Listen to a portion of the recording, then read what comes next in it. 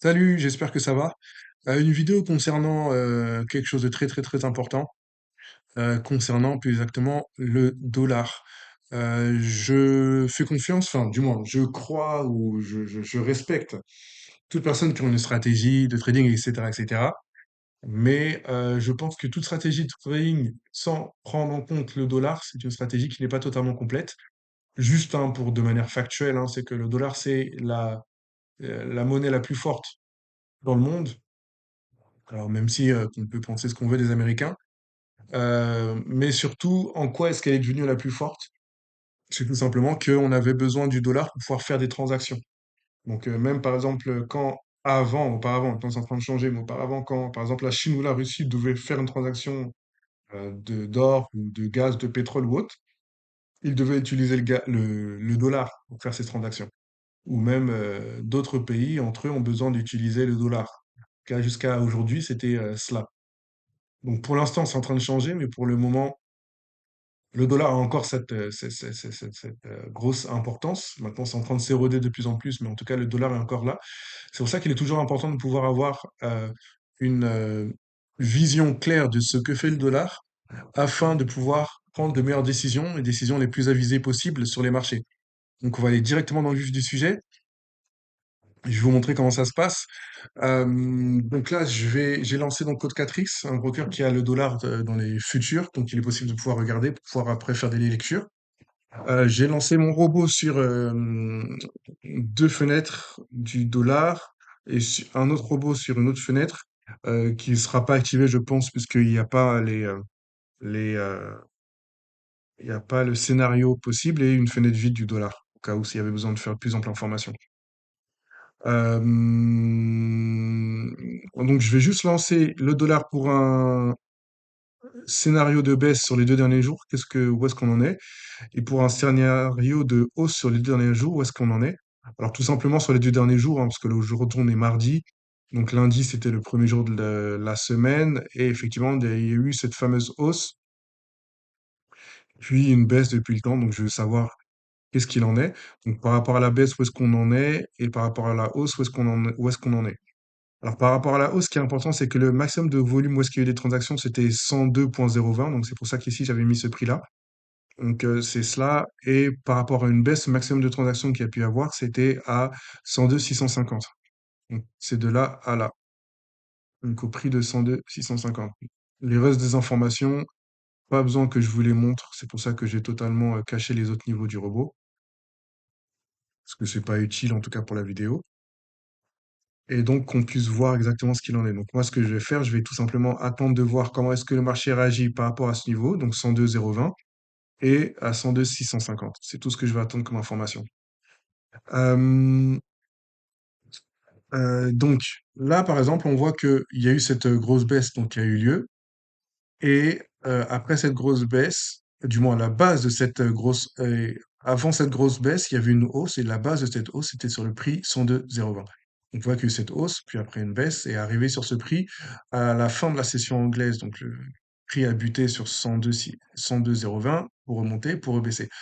Que vous voyez ici en vert d'ailleurs, ce sont les niveaux du VP Range. VP Range indicateur. Donc c'est un indicateur qui permet de pouvoir avoir une visibilité sur le maximum de transactions qu'il y a pu avoir. Donc on peut voir que le maximum de transactions en termes de prix qui a eu lieu sur la période entre fin février et maintenant, donc c'était au niveau de 104 dollars. Et la deuxième grosse période, c'était effectivement autour de 102 dollars. Donc on est vraiment dans la bonne période à l'heure actuelle pour savoir pour avoir un visu sur ce qui va se passer sur le dollar et par ricochet sur ce qui va se passer ailleurs. Donc là, on a les informations principales. En l'occurrence, que le prix qui a été le maximum de transactions, où est-ce qu'il y a eu une hausse hier, ça a été 102,020. Et on voit qu'aujourd'hui, le prix est en train de buter dessus. Donc, on peut penser qu'effectivement, les autres valeurs corrélées au dollar pourraient aller à la hausse ou à la baisse suivant la position. Donc, on va regarder cela directement. Donc là, j'ai plus besoin de ça. Je vous ai expliqué la raison pour laquelle est-ce que j'avais le prix 102,020 et ainsi de suite. Et donc, hop, je vais garder ça et on va comparer ça à d'autres valeurs. Donc on va comparer ça donc par exemple à l'or. Donc l'or XAUUSD, donc c'est l'or comparé au dollar. Donc on peut voir que le dollar dans la session américaine d'hier avait un plus haut et a été en baisse jusqu'à la session anglaise aujourd'hui. Donc dans le sens inverse, c'est ce qui s'est passé sur l'or, pardon. L'or est allé d'un plus bas sur la session américaine d'hier jusqu'à un plus haut ici. Donc c'est exactement ce qui s'est passé. Donc maintenant, étant donné que la hausse à ce prix avait généré une baisse pour l'or. Donc, il est normal que ce soit dans cette zone-ci, que si le dollar semble faire le même scénario qu'hier, qu'il y ait encore une baisse ici sur l'or. Donc, maintenant, à voir comment tout ce qui va se passer. Mais concrètement, c'est totalement logique. À l'heure actuelle, qu'il y ait une petite baisse. Mais, sur la manière générale, dans le point de vue tendance, étant donné que la tendance globale, c'était une baisse ici, il est normal qu'effectivement, l'or, ce soit sur une tendance haussière, en tout cas sur ces 2 jours. Donc, on va faire la même comparaison avec d'autres valeurs, type USD-CHF, c'est la même chose. Étant donné que c'est le dollar qui est comparé au franc suisse, donc étant donné que le dollar était en baisse, il est normal que le dollar soit en baisse comparé au franc suisse. Donc après, voir comment est-ce que cela va réagir ici.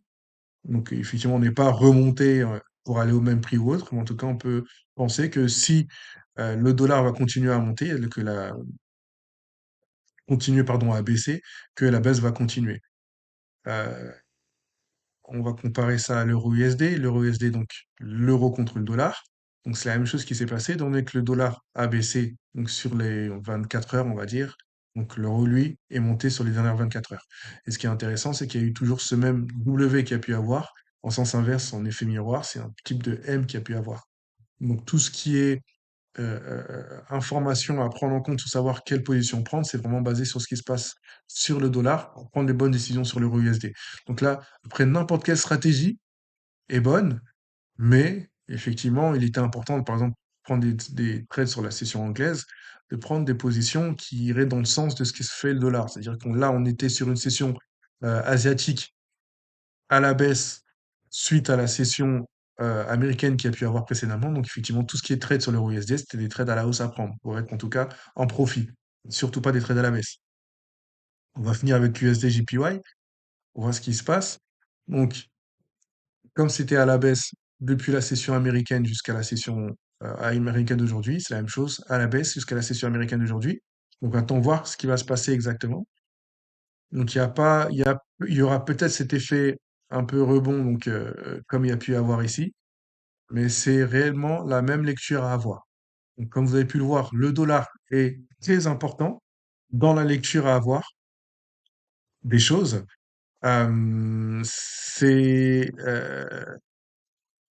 vraiment à la base des bases, concrètement, en ayant une lecture du dollar euh, comparée à tout ce que vous pourrez trader qui a le dollar en corrélation, c'est vraiment la base des bases. Alors, en ayant ces informations devant vos yeux, vous aurez quasiment euh, 70% du chemin.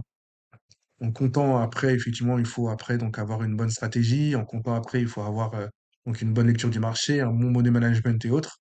Mais concrètement, en ayant ça devant les yeux, ça réduit vraiment le risque de beaucoup, concrètement. Donc voilà, j'espère que cela pourra servir à quelqu'un.